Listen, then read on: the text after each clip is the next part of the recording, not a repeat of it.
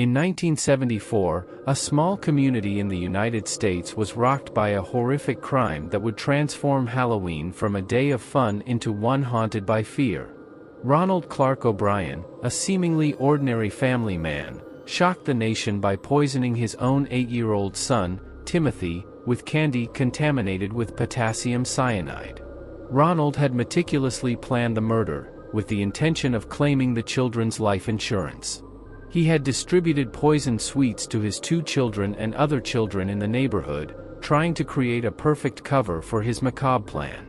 However, only Timothy consumed the fatal candy, which quickly raised suspicions about the real culprit. The case soon gained notoriety, leading to an intensive investigation that culminated in Ronald's arrest.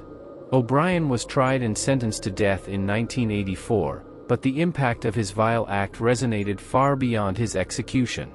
This sinister event sowed panic among parents across the country, spawning urban legends about tainted candy and triggering a new era of caution during Halloween celebrations. The figure of Ronald Clark O'Bryan, the Candy Man, has become a symbol of the terror hidden behind the innocent festivities, reminding everyone that evil can lurk where you least expect it. The crime committed by Ronald Clark O'Bryan had a profound and lasting impact on the United States, forever changing the way society viewed Halloween. Before 1974, Halloween was seen as a time of harmless fun where children could enjoy candy without any worries. However, the murder of Timothy O'Bryan transformed this perception, instilling fear and distrust in the hearts of parents. The idea that a seemingly harmless candy could contain deadly poison cast a shadow over the festivities. The resulting panic led to a series of safety measures adopted by parents, such as closely inspecting their children's candy before allowing them to eat it, and some communities even organized trunk-or-treat events where candy was distributed from trunks of known cars in supervised locations. Schools and community groups began to carry out awareness campaigns about the potential dangers and the importance of vigilance during Halloween. Furthermore, the media amplified fear with sensationalist reports, fueling rumors about other cases of poisoned sweets and dangerous objects hidden in sweets. This wave of fear created an environment of paranoia that, for many years, influenced Halloween traditions and practices across the country. Over time, the case of Ronald Clark O'Bryan became intertwined with other stories of horror and mystery, both true and fictional, contributing to a culture of distrust that extended beyond Halloween festivities. However, this sinister story was not limited to the United States. The fear of poisoned sweets crossed borders, reaching Brazil, where disturbing incidents further fueled urban legends and collective fears. The story of Ronald Clark O'Bryan and the devastating impact of his crime on the United States has resonated beyond American borders. In the 1980s, Brazil witnessed a disturbing incident that echoed the fears inflamed by the Candy Man tragedy. A famous brand of candy was involved in a scandal when a batch was seized with small amounts of cocaine inside them. The substance had been injected with syringes, leaving consumers in shock and reinforcing fears about the safety of the food and treats. Brazilian authorities investigated the case meticulously, raising suspicions about possible industrial blackmail or malicious sabotage. The company faced an image crisis and significant financial losses, but managed to recover over time, despite the lasting repercussions of the incident. This event not only highlighted serious concerns about food security in Brazil, but also perpetuated an aura of distrust towards the products consumed by families. The story of the tainted candy quickly became part of Brazilian urban folklore, similar to the urban legends about poisoned candy that haunted the United States after the tragic event of 1974. These cases illustrate how isolated incidents can inflame collective fears and shape the culture around celebrations and daily habits, leaving a lasting legacy of precaution and vigilance. Description of the festive Halloween atmosphere in 1974. On Halloween night in 1974, the festive atmosphere was palpable throughout the neighborhood of Deer Park, Texas, where Ronald Clark O'Bryan and his family resided. The streets were adorned with illuminated jack-o'-lanterns, skeletons hung on house doors, and excited children ran from house to house in their creative costumes. The air was filled with the scent of autumn and the sound of children's laughter mixed with the rustling of leaves in the wind. It was a magical night for children, a chance to go trick-or-treating. Ronald O'Bryan, an ordinary-looking man with a friendly smile, accompanied his children, Timothy and his eldest daughter, as they went door to door in search of treats. Timothy, dressed as a fashionable superhero at the time, displayed his innocent enthusiasm as he held his candy bag open, eager to fill it with the night's rewards. Ronald watched with a mix of paternal pride and disguised anxiety. After all, he knew what he had planned for that night, a sinister plan that would forever change the community's perception of Halloween. Ronald Clark O'Bryan walked down the sidewalk lit by jack-o'-lanterns alongside his wife, Diane, a woman with a warm smile and eyes attentive to her children. Timothy, her 8-year-old son, beamed with joy in his superhero costume, while her eldest daughter, accompanied by friends, moved on, eager for more sweets. Ronald, a man with a calm appearance and respected in the community, greeted his neighbors with a friendly wave while handing out sweets to the little ones who knocked on his door. At first glance, the O'Bryan family seemed like the perfect picture of a suburban American family enjoying a festive evening. Ronald was known for his dedication to his children and his active role in the local community, which only amplified the shock when the dark truth behind his facade began to emerge in the days following Halloween 1974. Moment when Ronald hands the poison candy to Timothy. As the atmosphere of Halloween celebration enveloped the neighborhood, Ronald closely watched Timothy's movements, waiting for the right moment to act. When they arrived at a house specially decorated with ghosts and glowing pumpkins, Timothy looked at his father with bright, expectant eyes. Ronald smiled, reaching out to take a sweet from the bowl offered by his hostess. He chose a sweet carefully prepared with potassium cyanide, knowing that this decisive moment would fulfill his dark plan.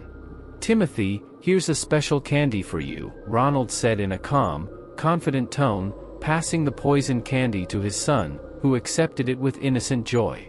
Ronald's heart raced as he watched Timothy pop the candy into his mouth, blending into the crowd of happy, carefree children around them. This act of apparent generosity and paternal care hid Ronald's true intention, casting a shadow over the festive night that would never be forgotten by the Deer Park community. Mere minutes after Timothy tasted the poison candy, a sudden change in his cheerful demeanor alarmed his parents and nearby neighbors. He began complaining of intense stomach pains and showed signs of extreme discomfort. Ronald and Diane, realizing the gravity of the situation, quickly took Timothy home while worried neighbors offered help and comfort. Diane tried to calm her son while Ronald, apprehensive and trying to maintain his composure, called emergency services.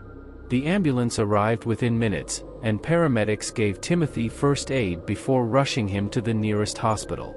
The neighborhood, which minutes before had been immersed in Halloween cheer, was now tense and gloomy, with unsettling rumors spreading among residents about what could have caused Timothy's sudden illness.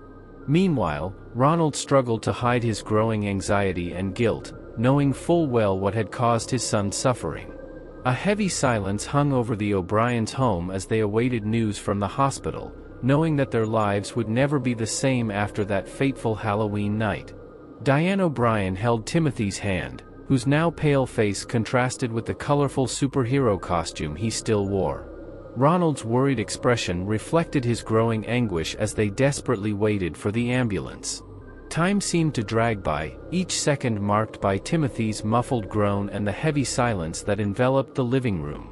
Neighbors, alarmed by the unrest, gathered in front of the O'Briens' home, offering words of encouragement and support. The distant sound of sirens finally broke the night air, announcing the arrival of emergency services. Paramedics quickly entered the house, experienced professionals but with serious looks that denoted the seriousness of the situation. Ronald hurriedly explained what he knew about what Timothy had consumed, his words choked with guilt and fear of what was to come. The paramedics acted with precision, administering initial care to Timothy before urgently transporting him to the local hospital. The once vibrant and festive atmosphere of Halloween had been replaced by tension and fear in the neighborhood as residents witnessed the tragedy unfold before their eyes. The O'Bryan family, now embroiled in a tragedy no one could have predicted, faced the harrowing challenge of waiting for news of Timothy's condition, while the devastating impact of what had happened began to ripple through the community. Hours after being admitted to the hospital, Timothy O'Bryan succumbed to the deadly poison he had ingested that Halloween night. The announcement of his death deeply shook not only his family, but the entire Deer Park community. The hospital room, once full of hope and despair, was now a silent tomb for a boy whose life had been tragically cut short. News of Timothy's death reverberated beyond Deer Park's borders, reaching local law enforcement offices. Police began a thorough investigation to understand the circumstances behind the boy's death. Ronald O'Bryan's family history, his conduct before and after the incident, as well as witness statements and the results of Timothy's autopsy were carefully examined. The community, still in shock from the horrific event, cried out for answers and justice, as authorities worked tirelessly to uncover the truth behind what was now known as one of the most heinous crimes in local history. Meanwhile, the O'Bryan family faced a nightmare of unimaginable proportions, trying to understand how a moment of celebration could turn so tragically. Grief was mixed with the pain of guilt and perplexity about what had led Ronald to commit such a cruel act against his own son. The investigation, however, would reveal disturbing secrets and a web of lies that went beyond the community's initial understanding.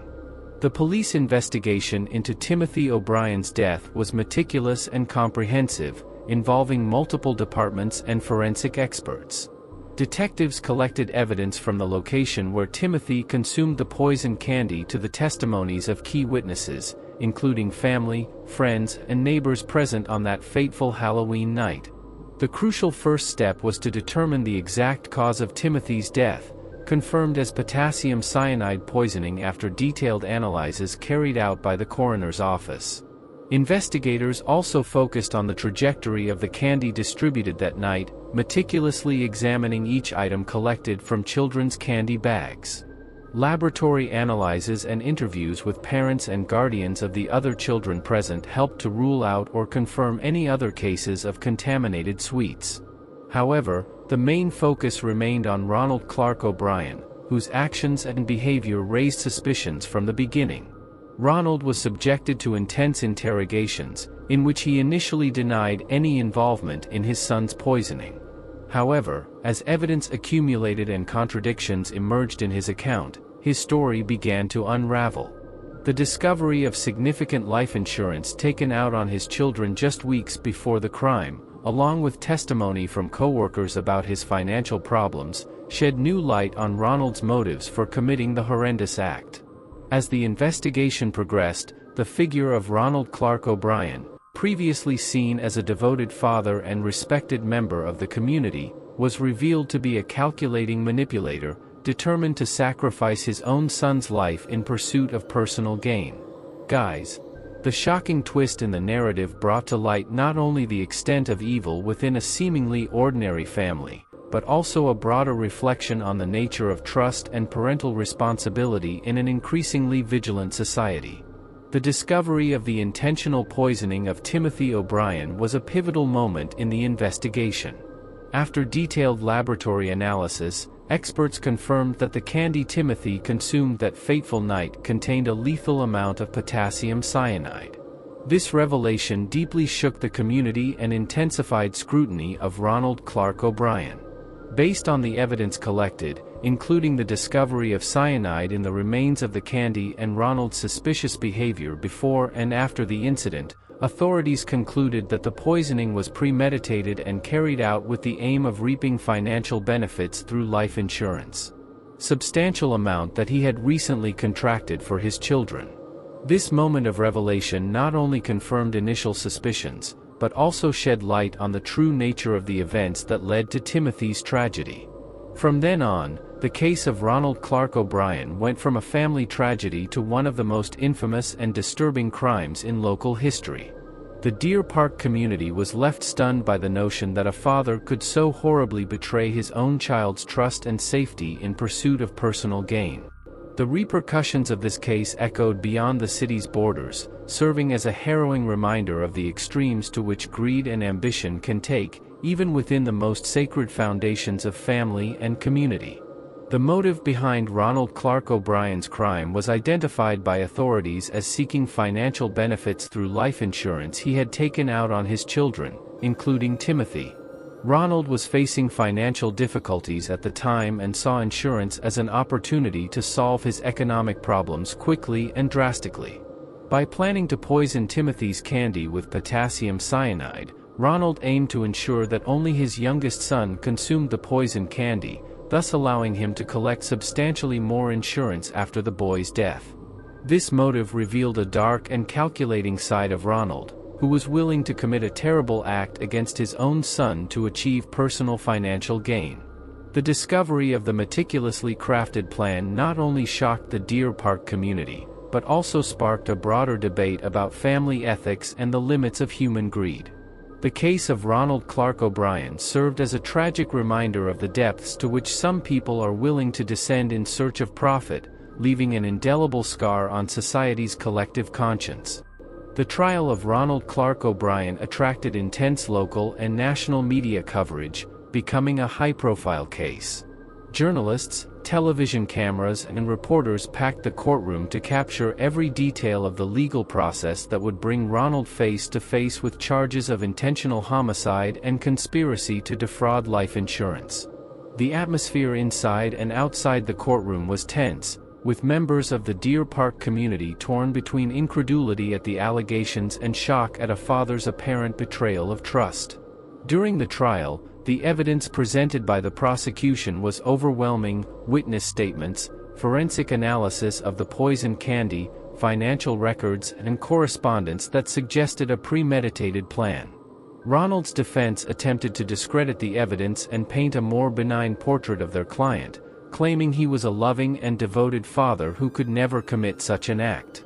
However, faced with the mountain of evidence against him, the defense's attempts were in vain. The days of testimony and closing arguments were marked by intense emotions and debates about ethics, morality, and justice. The community watched intently, searching for answers as to what would motivate someone to commit such a heinous crime against their own son. At the end of the trial, the jury retired to deliberate the verdict, as the agonizing wait for justice and closure to this painful saga continued for both the O'Bryan family and the community affected by the tragic Halloween event.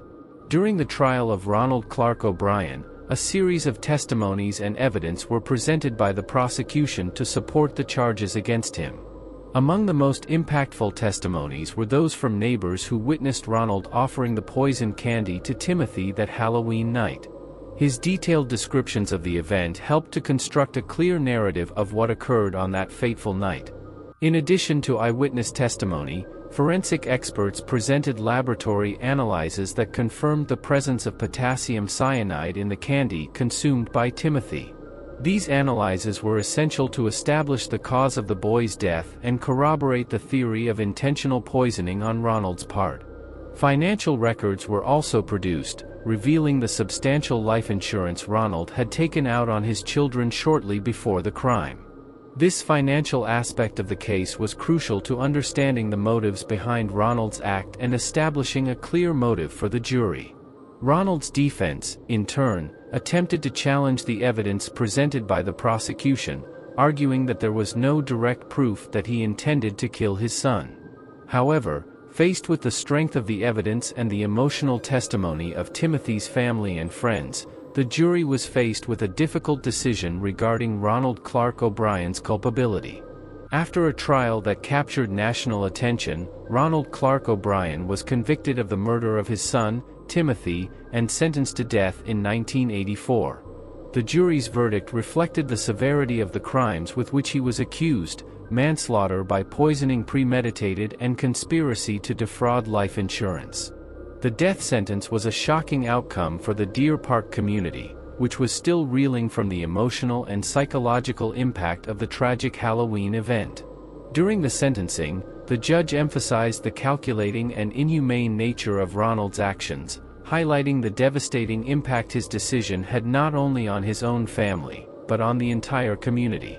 Timothy's family, who had been torn apart by the loss of their youngest son, found some relief in justice being served, although the pain of loss could never be completely erased. For Ronald, the death sentence represented the end of a journey marked by greed, betrayal, and violence against his own son. His case became a landmark in the judicial history of the United States, reminding everyone of the extreme limits that the pursuit of profit can take, even within the most intimate family ties. The public reaction to the Ronald Clark O'Bryan case was intense and varied, reflecting a mix of shock, outrage, and sadness. The Deer Park community, initially shaken by the horrific crime, found some comfort in Ronald's conviction and justice being served for Timothy. Timothy O'Bryan's tragedy has become a symbol of warning about the potential dangers associated with Halloween and the consumption of sweets by children, sparking debates about child safety and parental vigilance. Additionally, the case had a significant impact on the judicial system and legislation related to violent crimes and premeditated homicides. Ronald Clark O'Bryan's death sentence became an example of how the legal system can respond to heinous crimes that deeply shake social morals and ethics. National media covered the trial and sentencing extensively, broadening the debate about the limits of human greed and the extremes to which some people can go for financial reasons. The story of Ronald and Timothy O'Bryan remains a grim reminder of the devastating consequences of acts of family violence and the fragility of parental relationships. For Timothy's family, Ronald's conviction brought some sense of justice, although the void left by the loss of their youngest son could never be completely filled. The case continues to resonate in collective memory as a moment of sadness and reflection on the horrors that can occur even in the most unexpected places and with the people we trust most. After the tragic case of Ronald Clark O'Bryan, several rumors and urban legends emerged about poisoned sweets during Halloween in the United States. Timothy O'Bryan's story became a point of reference for parents' concerns about their children's safety when collecting and consuming sweets during the celebration. Rumors of razor blades hidden in apples and sweets, mints and gum contaminated with toxic substances spread quickly. Although many of these rumors have been debunked and have no concrete evidence to support them, they have contributed to a climate of paranoia during Halloween. The media often amplified these stories, generating widespread concerns and prompting parents to take extra precautionary measures when inspecting their children's candy. These urban legends have persisted over the years, fueled by isolated incidents and unconfirmed reports, even though actual statistics on cases of intentional candy poisoning on Halloween are extremely rare. However, the cultural influence of the Ronald O'Bryan case and the fears associated with possible threats to candy continue to be remembered annually during Halloween celebrations in the United States. Faced with rumors and urban legends about poisoned sweets during Halloween, parents have adopted several precautionary measures to ensure the safety of their children during the celebrations.